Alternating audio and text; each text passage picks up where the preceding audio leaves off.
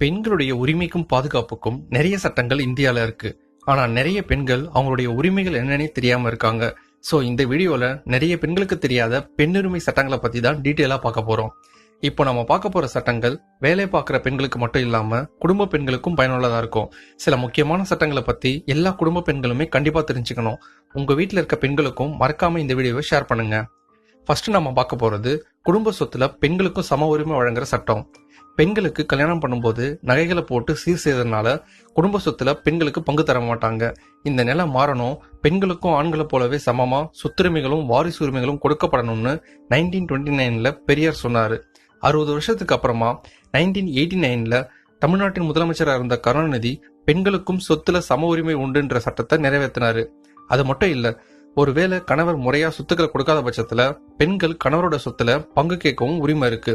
முறையா டைவர்ஸ் பண்ணாம ஒரு பெண்ணோட கணவர்